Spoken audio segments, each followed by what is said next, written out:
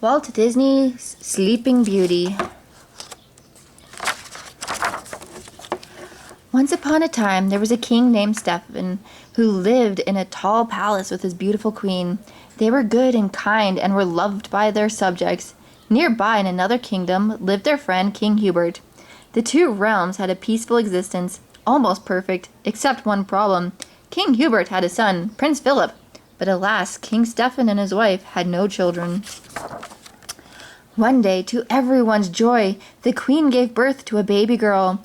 She was called Aurora, which means sunrise, because that's when she was born. Bells rang throughout the two kingdoms. The glad news was spread all over the land. The king and queen ordered a great feast. Everyone was invited to celebrate their daughter's birth. On the day of the feast, crowds of people began to arrive at the palace. Ladies in silken gowns, lords in furs and velvet, and knights in bright armor entered through the palace gates. Everyone wanted to see the princess. King Hubert and his son Prince Philip were the first to see the baby princess. "Congratulations! She's a beautiful child!" King Hubert cried. Not only was he happy for his friend, but he was also thinking about the future. The two kings had been hoping that one day their kingdoms would be united. Now this dream would come true. When Princess Aurora grew up, she and Prince Philip would be married. The little prince looked down at the baby. It was hard to believe that this little thing would one day be his wife. Suddenly, a shimmering golden light filled the room. 3 fairies appeared, wearing pointed hats and waving magic wands. These were the 3 good fairies who kept watch over the kingdom: Flora, Fauna, and Merryweather. Although they were usually invisible, the king knew that he could count on their help in times of difficulty. The king had invited them to his daughter's christening, and each fairy brought a gift. Flora was the first to speak. "Princess Aurora, I give you the gift of beauty." She waved her wand, and a shimmering cloud of golden sparks filled the room. Next came Fauna. "I will give you the joys of music," she said. "You shall have the most beautiful voice in the realm." As she lifted her wand, a chorus of birds flew above the cradle. Finally, it was Merryweather's turn to give her present to the princess. She had a very kind heart, but was a bit forgetful. Princess, I shall give you..." "Oh dear. Now, what was it that I said I was going to give her?"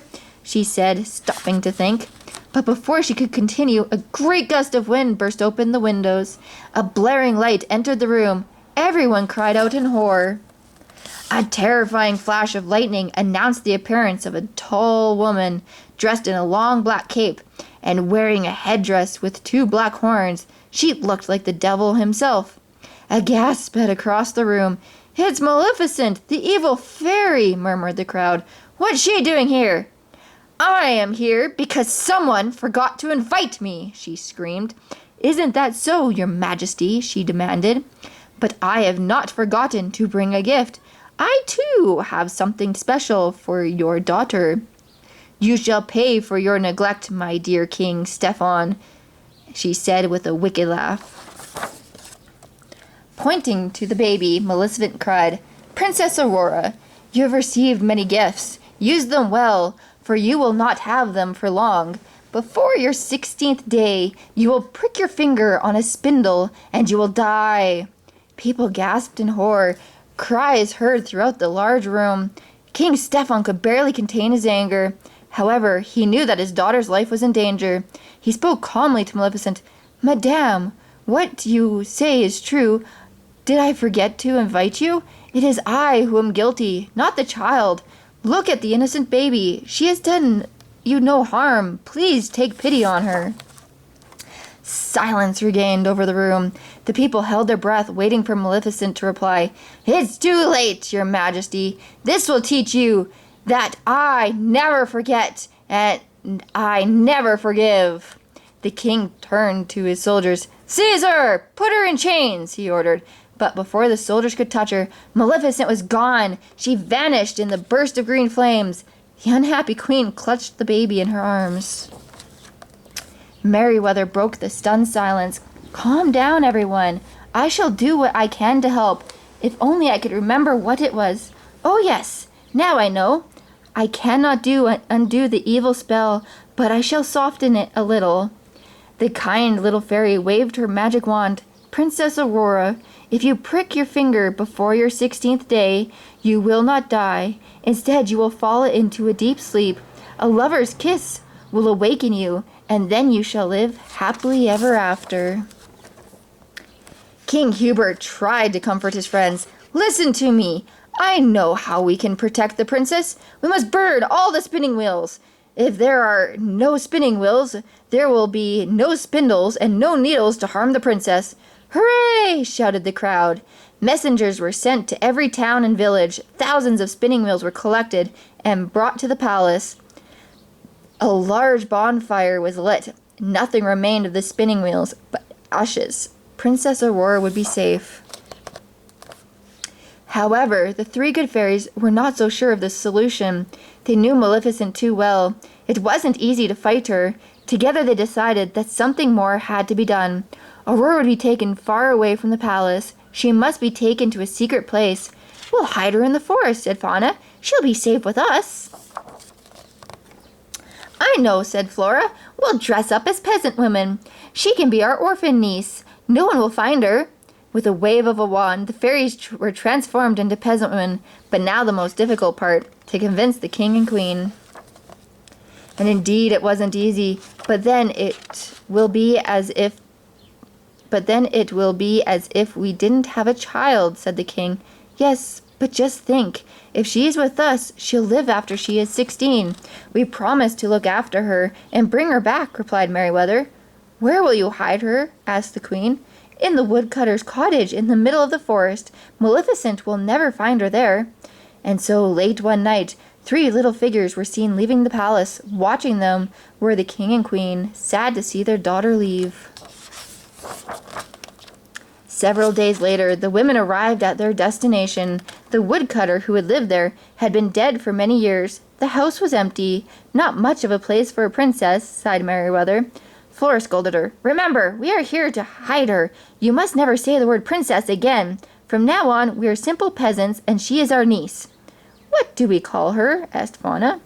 It took several moments before they could decide on a name. Briar Rose, said Flora. She is like a wild rose lost in the forest.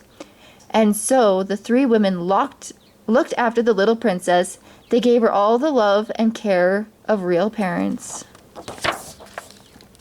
The years passed. The blonde baby had grown into a beautiful young girl, with a smile always on her lovely face. She was pretty as a wild rose, blossoming in the middle of a forest. Soon she will be 16. It was impossible to think that nearly 16 years had passed since they came to live in the forest. The thought of giving her back to her parents made the fairies a bit sad. We mustn't be selfish, said Fauna. Think of her parents. We had her all these years. They shall be overjoyed to see their daughter again. Someone else was counting the days, months, and years that passed. Maleficent, too, was watching the time go by. She had searched high and low for the princess. Her soldiers always returned with the same reply, "No princess." On this day, sparks flew from her eyes. The horns on her headdress began to shake. "You imbecile, worthless creatures! I'll have to find her myself. Beware, Aurora, I shall find you," screamed the evil Maleficent. Maleficent went to see her faithful friend the raven. "You, raven, are not like the others. Use your sharp eyes and wits. I'm sure that you could find her," she said, caressing his feathers. "Fly away! Find the princess!" The raven flew high into the sky until it was no more than a tiny speck. It dived and swept over every town and village. If anyone could find Princess Aurora, it would be the raven. At the cottage, the 3 fairies were making plans for Briar Rose's birthday. They wanted to surprise her, so they sent her out into the forest to pick wild berries. Fauna was going to bake her a birthday cake. She looked up a recipe in her big book. There were so many kinds of cakes. "Ah, here's one that sounds delicious," she said, and began mixing and stirring. Flora and Merryweather were going to make a dress. "You stand still, and I'll try this cloth on you," said Flora, as she began winding cloth around poor Merryweather. While the three fairies were busy at the cottage, Briar Rose wandered through the forest, picking wild berries. Her friends, the owl, bluebirds, robins, and squirrels, joined her. When the basket was full, Briar Rose stopped and sang a song that her aunts had taught her. Briar Rose did not know that the sound of her singing had carried through the woods. A young horseman stopped when he heard her sweet voice. "Who is singing that pretty song?" wondered the young man. "She can't be far from here." Briar Rose had begun to daydream and dance while she sang her love song. She did not hear the young man come up behind her.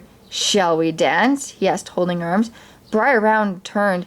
"Who are you?" she asked. This was the man of her dreams. "Your friend, if you let me," said the young man. While the two young people danced, the owl said to his companions, "Do you know who that is?" "That's Prince Philip, King Hubert's son." "Oh, I bet he doesn't know that he's dancing with the real princess," said the squirrel. "Shush," said the owl. "No one's supposed to say that word." It was getting late. Briar Rose remembered the wild berries and her waiting aunts. "I must go now," she said, and started to run away. "Wait," called the prince. "I don't even know your name or where you live." But Briar Rose had been told by her aunts never to speak to strangers. She didn't want to disobey them any more than she already had. Back at the cottage, the three aunts were in a panic. "Get me out of here!" cried Merryweather, who was all tied up in the dress. "I can't help you!" cried Fauna. "Look, the cake is starting to fall!" The three aunts were desperate. Briar Rose would return any minute, and everything was a mess. Flora rubbed her chin. "I know, we'll use our magic wands. After all, this is a special occasion." "Why, of course, I almost forgot we still had them," said Fauna. The three waves of the magic wands, and the beautiful gown was made. I was never much of a cook anyways," said Fauna, as she let her wand do the work. "Now that's what I call a magic recipe," she said, as the scrumptious-looking cake appeared. There was just one slight problem. The color of the dress. Merryweather thought that the blue was the best. "It will match your eyes," she said as she waved her wand. No. Red is better. It will go with her rosy cheeks," said Flora. "I said blue," cried Merryweather, as she shot off sparks from her wand. The fairies began sending flashes of color all over the house. They had forgotten that they were supposed to be careful and not use their magic. Sparks of colors flew out the chimney. The evil raven was flying by and spotted the cottage. He swooped down to have a closer look. "Caw! Caw! Magic!" he croaked. "I must go tell Maleficent," he said, as he flew off to inform the wicked fairy. Hearing Briar Rose's footsteps outside, the fairies stopped fighting. "Surprise!" they shouted as she entered the room. Briar Rose was delighted. What a beautiful gown, and the cake looked delicious. "We decided to celebrate your birthday 1 day early," said Flora. "Tomorrow is a very special day. You will go meet your parents, the king and queen." "Yes, you are not really Briar Rose," said Fauna. "Your real name is Princess Aurora, and your parents live in a palace far away from here." "I too have something to tell you," said Aurora, and she told them about the young man in the forest. Early the next morning, the fairies and the princess set out for the palace. Princess Aurora hid beneath a long cloak. As she walked, she thought of the young man whom she met in the forest. The fairies thought of that day 16 years ago when they had crept through the woods with the little baby in their arms. At the palace, the two kings were beginning to celebrate. When the prince told his father that he could not marry Princess Aurora, his heart was lost to a young girl in the forest. Aurora had secretly entered the palace. She was to wait for her parents to come to find her. While she waited, she explored the room. She saw a little door. Curious, she opened it and stepped into another room. There was someone inside, a tall woman dressed in black. "Come here, my lovely princess," said the strange woman. "I have a gift for you. Look at this beautiful spinning wheel. Go ahead, touch it. It's yours." Aurora put her hand to touch the beautiful wood, and her finger was pricked by the needle. All at once she fell to the floor. "I have my revenge!" cried Maleficent as she stared down at the fallen princess. "Now all I have to do is capture the prince. He mustn't find her, and give her the kiss that will save her life." Maleficent disappeared in a puff of smoke. It was the three good fairies who found Aurora. "We must do something quickly," said Flora. "We can't let her poor parents find her like this." "Yes, we must find the prince before Maleficent does," said Fauna. "But Aurora told us that she was in love with the man in the forest. What are we going to do?" asked Flora. "Remember, only her lover's kiss can save her." The three fairies put their heads together. At last they decided to put everyone in the palace to sleep. Waving their wands, the three fairies flew around the palace. Soon everyone was fast asleep. "What next?" asked Flora. "If Aurora loves the man in the forest, we have to find him, whoever he is," said Fauna. So Flora, Fauna, and Merryweather went off to search the forest. Soon they met the owl. After he had told them what had happened, the wise owl said, "I know the young man that Aurora loves. It is, in fact, Prince Philip, and he's on the way to the woodcutter's cottage to look for her." Indeed, the prince was hunting. He had told his father that he would not marry the princess. He was in love with the peasant girl who lived in the forest. "This must be her house," he said when he saw the cottage. He could hear someone moving inside. He knocked on the door.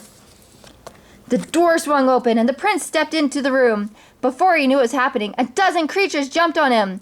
The prince was powerless. They were too fast. Soon he was tied up and couldn't move. The creatures led him into another room. A tall woman dressed in black was waiting for him. "The one you're looking for is not here," she said in her dry voice. "You'll never find her. You are my prisoner, and you'll never escape from where I'm going to put you. Take him away," commanded Maleficent, who then vanished in a flash of light. Seeing smoke coming from their cottage, the fairies rushed to the scene. "Someone's been here," cried Flora. "I smell smoke." Maleficent was here. "And look, here is the prince's cat," cried Merryweather. There was no time to waste. There was only one place to look for the prince, in the Castle of Shadows. Philip was chained to the walls of the deepest, darkest dungeon in the castle. No one would be able to find him. "Why are you keeping me here?" he demanded of Maleficent. The evil woman smiled and said, "I've known you for many years. Don't you remember? 16 years ago?" When she had finished telling him of her spell, she added, "Your little peasant girl is Princess Aurora. You shall never marry her now." Then she left the dungeon. The prince strained at the wall chains, but they were too strong. "I must escape from here," he said. At that moment, three little shapes flew in through the bars. It was the three good fairies. "We are Briar Rose's godmothers," said Flora. "No, not Briar Rose. Aurora," said Fauna. "Look, this is no time to argue," said Flora, who waved her wand and broke the chains holding the prince. "Here, take this shield of truth," instructed Flora. With the flash, a shield appeared. "And this sword of valor," she commanded, and a sword flew into his hands. "Go to the palace. The princess is there waiting for your kiss." The prince, armed with his shield and sword, rushed off to find his princess. However, Maleficent saw him leave. "He had escaped me, but not for long," she screamed. "I shall wait for him at the palace."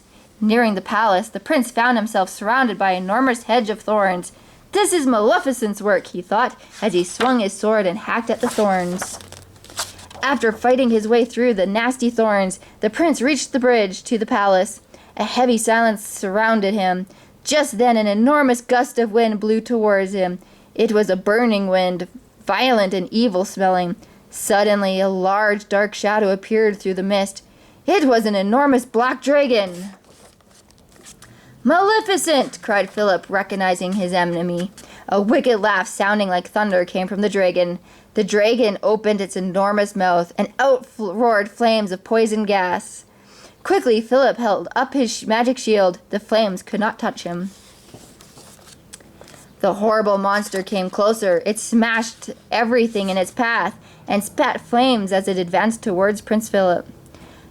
Philip took his sword of valor. He swung back his arms and threw the sword with all his might. The steel flew straight into the dragon's heart. A mighty crash was heard as it fell dead. Now that the path was free, the prince rushed past the sleeping guards, guests, and servants into the palace. There in the bedroom lay a beautiful young girl from the forest. "So this is Princess Aurora," said the prince softly. As he looked at her, he bent down and gave her a kiss. Aurora opened her eyes. "You're the man from the forest," she said. "And you are Princess Aurora," replied the prince, smiling. Meanwhile, the fairies were busy waking everyone. No one was aware that any time had passed. The two kings continued their conversation as if nothing had occurred. "I am sure that the two young people will like each other," said King Hubert. "Yes, of course," King Stephen agreed. "It's time for Aurora to arrive." "Mother! Father!" a sweet voice cried out.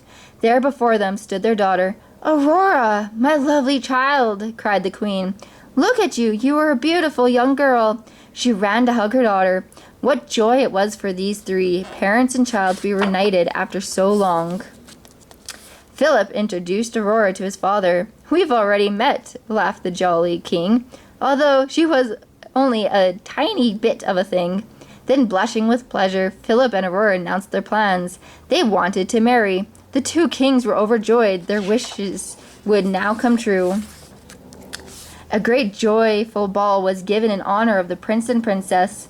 But whenever the dancing music stopped, three little voices could be heard chattering away. They were the voices of Flora, Fauna, and Merryweather. For although the fairies had become invisible, nothing could keep them from watching over their precious princess.